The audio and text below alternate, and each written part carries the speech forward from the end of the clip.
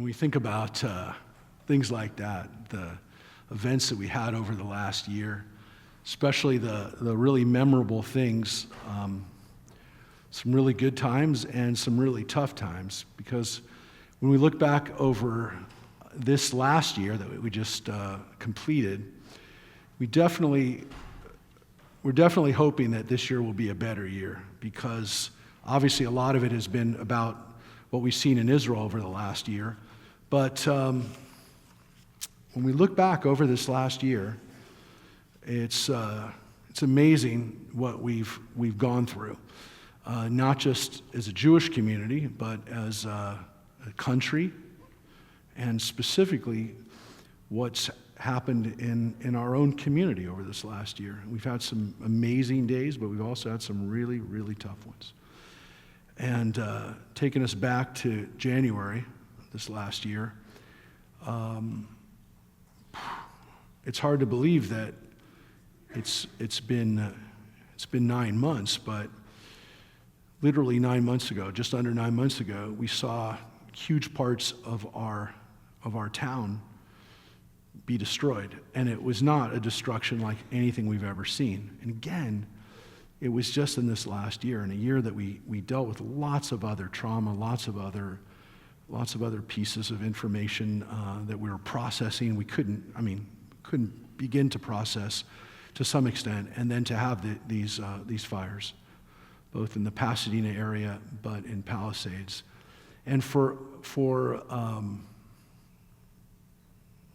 me personally, it was lots of friends and people I've known over the years who lost homes and who lost property in both areas. And we lost an entire synagogue in Pasadena, the Pasadena Jewish Center, which was a synagogue that several synagogues over the years had merged into, including my family's synagogue in Verdugo Hills had become part of Pasadena over the years. We had family Torah scrolls that were part of that community that went up, and the amazing destruction all over. But in Palisades in particular, it hit home in a very powerful way, because, as a lot of people knew, not only was my good friend John Shaver just assigned to that church in Palisades, but and he had just moved about 6 months before, and I went with him to see the ashes of his church, literally right after you could go. I mean, the afternoon that people were allowed, not the residents, but people who had businesses or people who had churches. There were not many people who were there.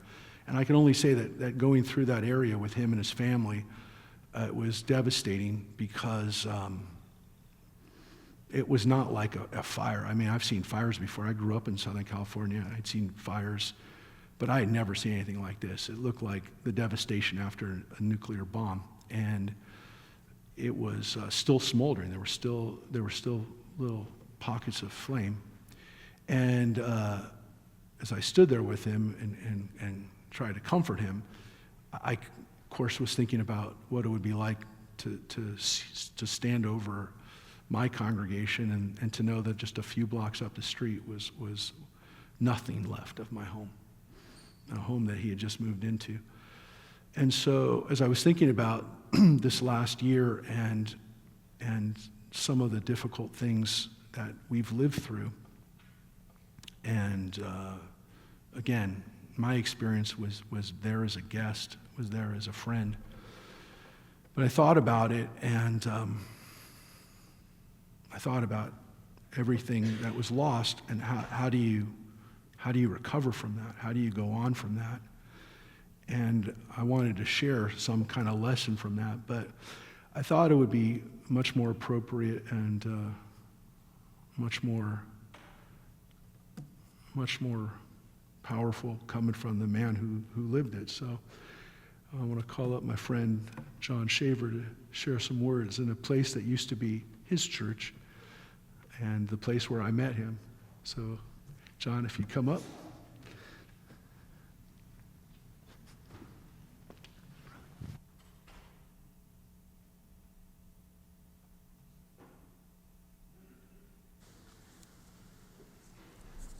As I come to this day of Yom Kippur, as the rabbi helped me to remember to say it, but I said, you forget that I'm from Pittsburgh, and I grew up with many from the Squirrel Hill area who helped me, and I'll tell a little story in a moment about how to say my Hebrew in the right way. And my professor of Hebrew thanked them for that as well. So know also that I have not lost, the one thing I have not lost is my sense of humor. It's a good week to reconcile a bit, and to reconcile even with my brother, the rabbi, because there was this game that was played in Ireland between the Pittsburgh Steelers, of which is my homeland, and some team, I think they're still out there. They may be double A now, but the Vikings. I joke. I will be excited to go with all of you, though, to see the Chargers in Indianapolis. I will be more excited if someone today wants to join in for the rabbi and I to bless us with the Steelers and the Chargers tickets. But I joke, maybe not too much. It is an honor to be with you on this most holy day. I do today come with prayers for the Manchester area, for Israel, where I was with some of you here and I see your faces. One of the most amazing times in my whole life. I look forward to going back with some of you. Pray for Ukraine. I pray for all the places that have been devastated by violence in our world. And just as I was thinking and listening to the amazing music, it reminded me that even though we haven't created this violence, yet we can all help to be part as we reconcile with each other, with God, and thank God for forgiveness, that we can be a solution to the issues of this world. But we don't have to do it all, and I'll share about that. But again, I want to thank Rabbi Blazer for the honor to be with you today. He told me I have 25-ish minutes or so, and to my daughters, that would be 15 minutes. My daughters now who wonder if I will convert. We'll share a bit more about that in a moment. I've gone to more Shabbat services. This is actually the first time I'm speaking at a worship service since the high holy days of Easter for us. And I'll share that with all of you too in a moment, and maybe I'll come back and share a bit more of the story along the way. But I want to again thank Rabbi. I want to thank Tracy and the Blazer family, especially their daughters, who were so kind to my daughters. Thank you to all of you who sent gift cards, funds to help us to just keep moving forward. And we have.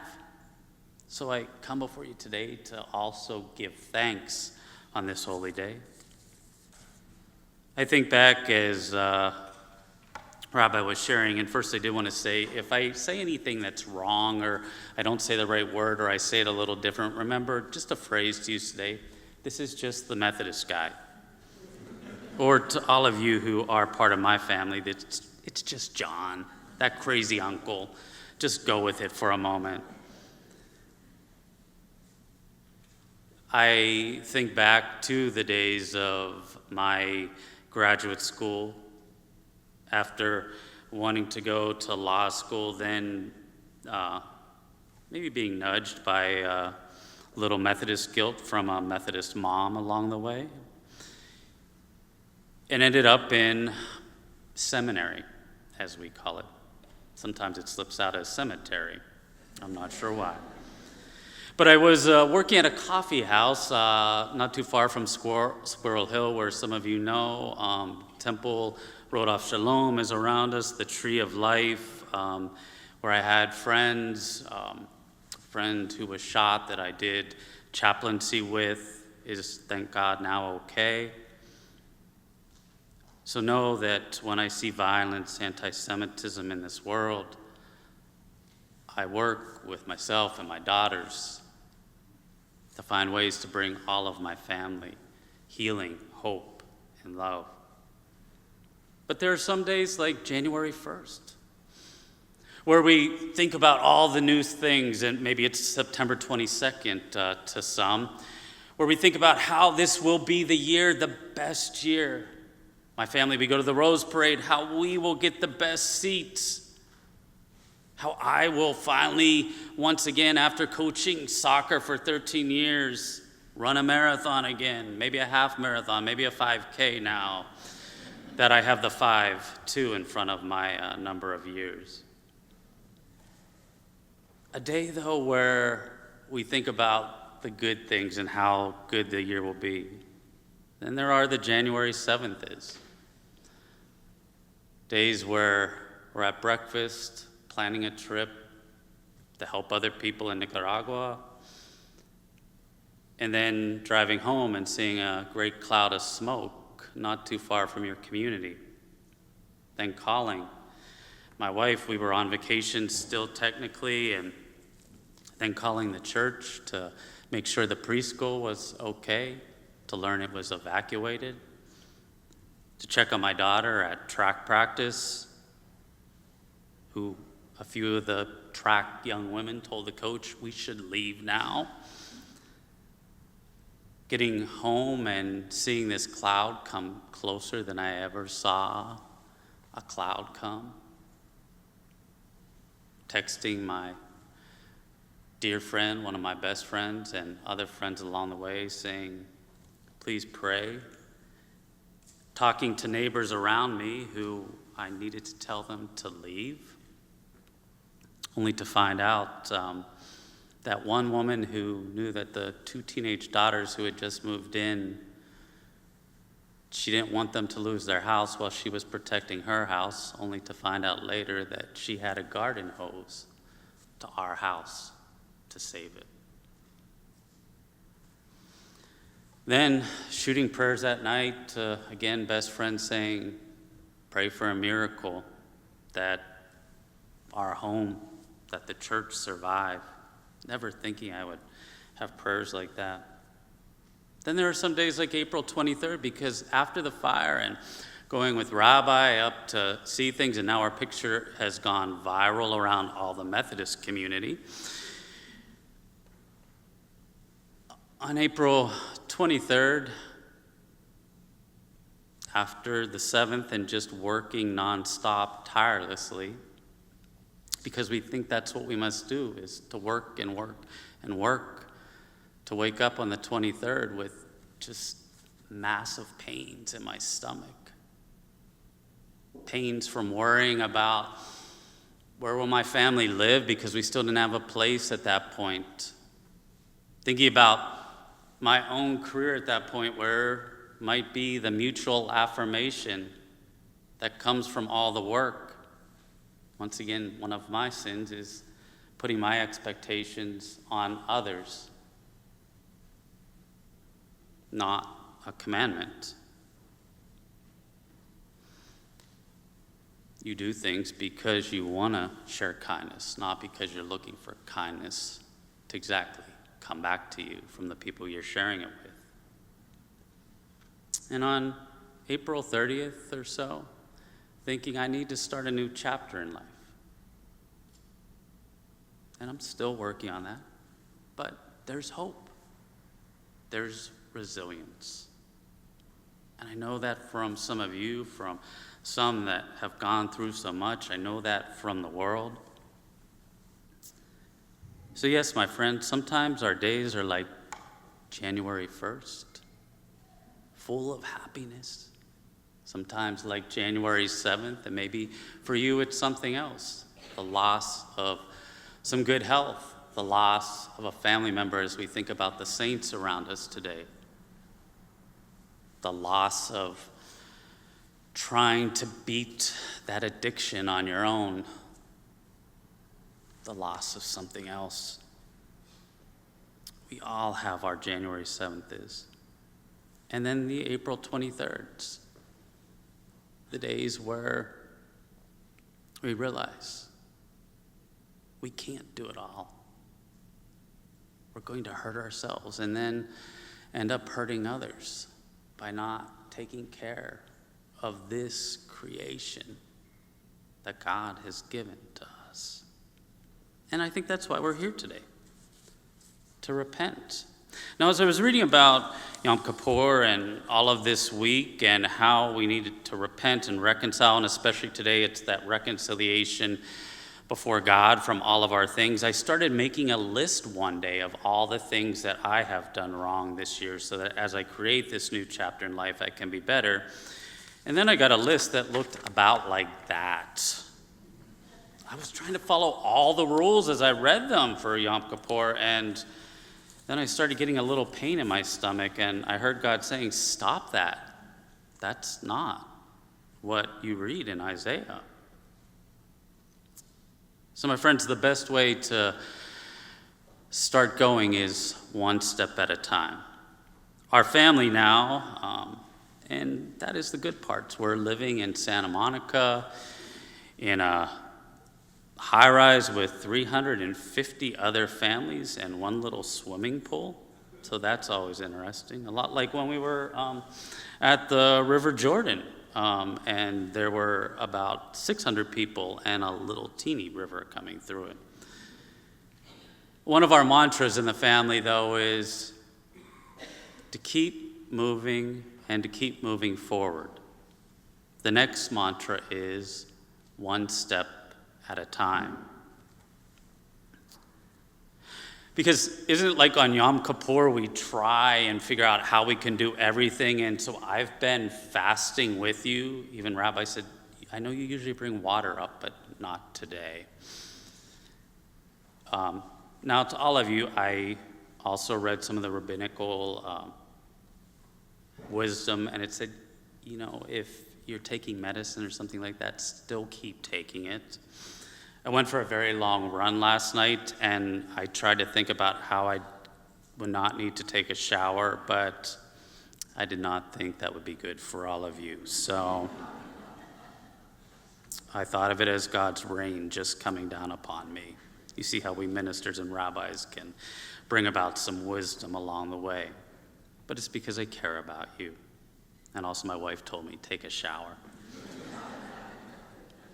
After she saw that I was running from that little phone that tells you what your spouse or children are doing, and you can see everything they do these days. So a little pop quiz for all of you. You don't have to share your answer out loud. I probably don't want to hear your answer. You probably don't want to hear my answer. But when was the last time you said, I need to be better? And what was it that you said before God that you needed to be better? And maybe did you say it before God? Because I think one of the things I hope that we all take from today as we've been singing and reading and listening together is it's not about us. It's about God.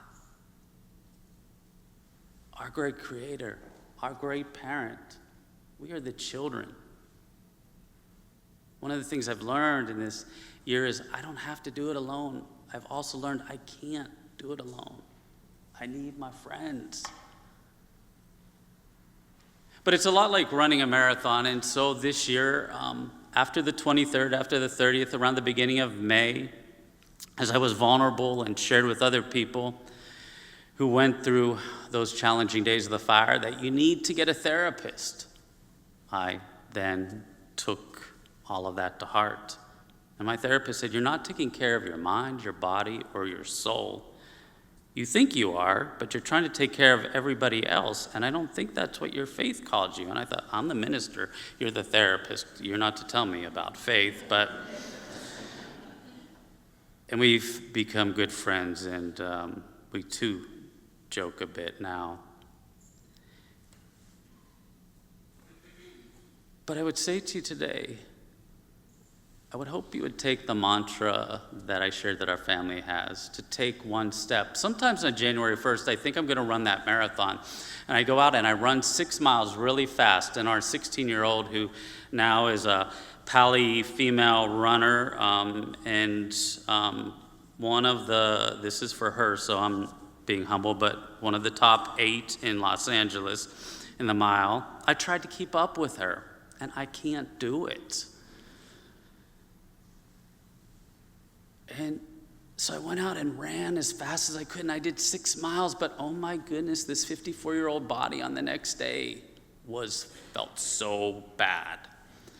So I got a plan to put one more step each day using one of these little apps.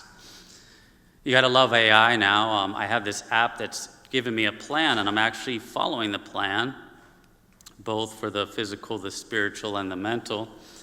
And now there's this little person on the Runna app who, when I have my headphones on, one day she said, the AI, John, you need to slow down. I'm thinking it was the great voice, but it was the voice in the phone. We're living in some weird times. But I did need to slow down. But isn't it like that in life, where even today we try and think about all the things we need to make better, and then we end up like the list that I showed you? And some people do that kind of thing where they see that list, or they think about whatever it is. Maybe it's not running, maybe it's just something else along the way. And we try and go all in. We just realize this isn't going to work, and we just give up on January 7th. Or maybe some people are on the other side of things. They already say, I can't do any of this, and just give up. And that's where we need the great Creator, but it's also where we need the great Creator's gift of friendship. So one mantra, move forward. But there's an African proverb that says, if you want to go fast, go alone. If you want to go far, go together. And that's where I thank God for my dear friend, Tracy, many of you, other friends along the way, who have helped our family go one step further. And we have a roof over our head now. We've regrouped through the summer. My taking leave, so 25 years in ministry, I have paid leave, so don't worry, we're not living in squalor and going hungry. We're fine. But it's times where I've taken and gone to Shabbat with Temple KI. I have shared with, this is still my best friend Rabbi though, with the Rabbi there and others. But today again, think about not so much everything you have to do to get better, but to take one step at a time. Today, think about not trying to do it on your own, but who is it that you can run further with? Today, think about that you have a great one who's going to be going ahead of you, behind you, to the right of you, to the left of you. The one who created you and called you good. But share with your friends. Share about the difficulties of life. But then share about the joys. And today I rejoice with you that both daughters are doing well in school. My wife and I have been able to have the time to reconnect with our daughters this summer, working together to figure out what that next chapter is. The Methodist mom who pours a little bit of guilt on me, I've told her I'm starting a new chapter, but I will still be a pastor. Don't worry about that, Mom. It's all okay. And my dad's told her to sometimes be quiet when she asks too many questions. So I give thanks for my dad and my mom, who cares deeply about us. But today I want you to know this story just isn't about me. This is a story for all of us, just as Isaiah was sharing this story. To not create the walls around us, to not just fast, to just fast, to think about things. For my friends, there will be the January 1st, but then there will be the January 7th, the April 23rd, the days in your life. For we're on this journey together. So I invite you to just do some spiritual practices. Maybe pray another minute each day. Give thanks for the food you have, the roof over your home, the friends who join you on the journey. Pray the Shema. It's on my phone now, in the morning. And maybe try night. And as my sage, Fred Rogers, who went to the same seminary as I did, shared, for success, be kind, be kind, be kind. But allow all those gifts to be given back to you. Don't just try and do it all on your own. So today, may we move forward in this new year together. May we make a new chapter in this year together. May we find hope this year together. So as you leave today, I have a little gift for each of you. I love the word tikva because it means hope. I've kind of cleared this with the rabbi. But also, its roots come from rope. So I have often started giving out a rope of hope. And so I have a little something for each of you to take, and take some to a family member who may need this, a friend that may need this. For there's little strands on these. And the little strands mean that it's not all alone, but at the end is something greater than just even the little strands. Reminds me of our Creator, the one who binds us together and then holds you and me in the palm of the Creator's hand. So please, take a rope of hope, some tikva with you today. And would you just take a moment? I put together a little Yom Kippur prayer. Remember, I'm just John, I'm just the Methodist guy. But just take a moment and pause with me. And my watch is vibrating, so I know it's time to then go back to my seat. Sweat no more. Stop worrying about your race. Rejoice that there is a finish line ahead. Rejoice that the Great One has been at those water stations giving you the nourishment that you need, following the fasting of this race. Give thanks for the breath, for there will be a new race before you.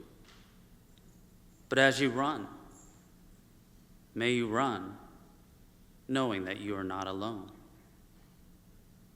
May you run knowing that your shoes are the kindness. And may you take that kindness through each step. Rejoice, for this is the day God made to pick you up from all that you are running from, to carry you to the finish, to the gates of peace, love, joy, and hope. Amen.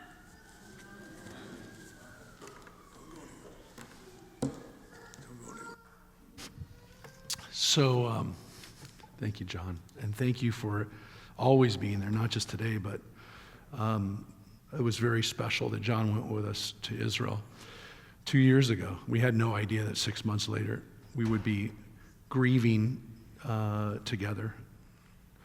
But again, as he said, sometimes you have those dates, and like we had in February, walking around Israel, and then 6 months later to have the tragedies of October 7th. And he helped me as a friend, and again, supported us and supported the Jewish community by being there. One of the things, though, that I thought about with John, losing his home and then losing his church, and in his church, of course, was his office. So I kind of thought about it a little bit myself. If I lost my home, of all the things that I would lose, the thing that I would be most upset about would be like my baseball cards and those kind of things. But the heirlooms, the family heirlooms, the treasures and things like that were important to me. And then I would say, well, maybe I have some of them in my office. I kept some of the family heirlooms, some of the traditional things that I had, and I'd have that.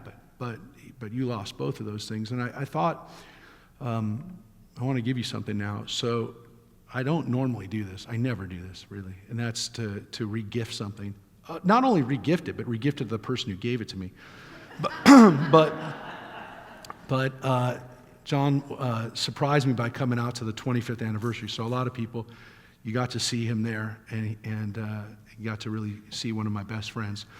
But he gave me something there that day, and it was this. It was a stole, and it was the Children of the World stole.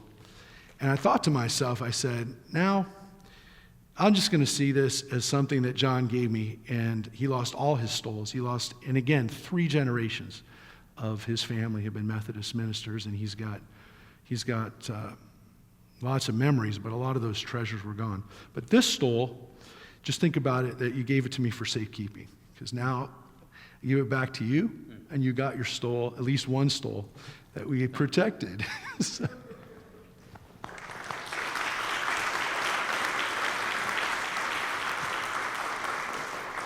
And with your ropes of hope, your tikva ropes, what I want you to do is, and I know some of you don't want to wear bracelets, so use it for a bookmark or something along the way, but let's try and think about it. But today I didn't know about wearing white, so I do have a white shirt on though. But find someone, and don't put the bracelet on yourself. Have someone else put it for you so that you know that you need others around you. Quick last little story. Wasn't trying to think how I can share this, and I won't offend all of us today, but we all have some colleagues that sometimes are challenging. So I was at a lunch with some of my interfaith colleagues, and as I said, Rabbi Amy, Rabbi Danielle from KI have been good friends, and one friend was getting a little puffed up because didn't lose much, was the first person back in town. Please don't go read the newspapers to try and figure that out. Friend that we all have a few little differences with and some challenges, was being a bit puffed up about everything. Their faith community happens to be right on the other side of Temple KI, which, thank God, everything survived there as they were running to get things out. It survived. And this friend who probably had the least damage of house, office, place of worship, was, again, being a bit puffed up. You know some of those people. You can watch the news. I don't need to go into it. And Rabbi, she said, well, I'm guessing you're first giving thanks for the temple that shielded you from all the fire and everything that would have hurt you. It was the temple that was there giving you protection. And that was a mic drop at the interfaith lunch table.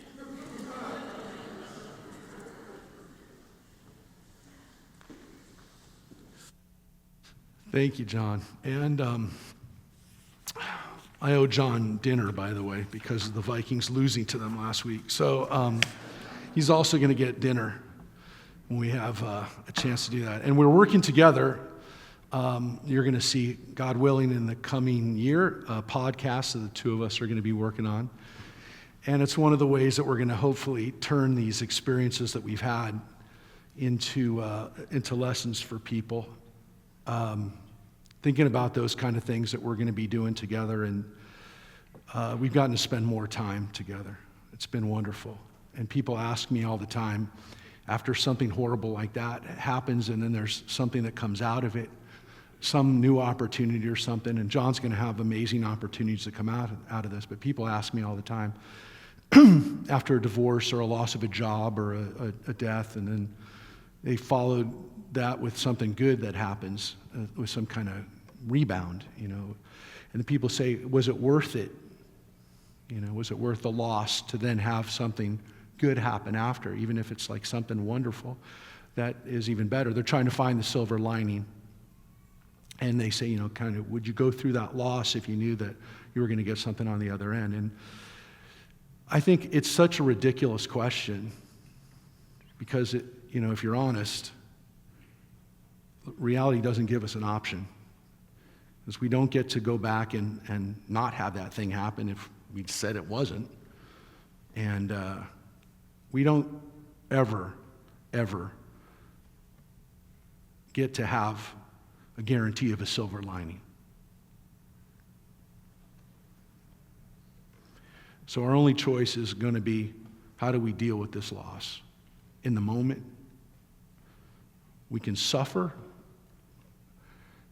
and then we can compound that suffering with more suffering.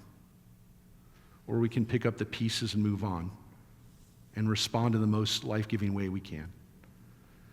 We can't erase the past, but we can decide whether that pain will harden our hearts or whether it will enlarge them. We can decide whether the loss will be the end of the story or the beginning of a new chapter. And that's the point. You can't prevent the bad things from happening, but you can choose how it will define you. And you can choose to not let it be the end of your story. And that's, again, where friends and community and tradition come in. They don't promise a world without pain, but they give us the strength to transform that pain into growth. So in this year ahead, may the tears we shed soften our hearts rather than harden them. May the forgiveness we seek open us to forgiving others.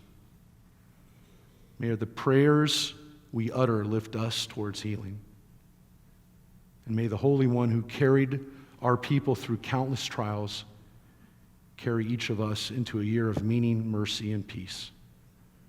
Gemar Chatima Tova, everyone. And thank you, John, for being here and helping us understand that. On this Yom Kippur, may we be sealed for life, for renewal, and for tikva, for hope.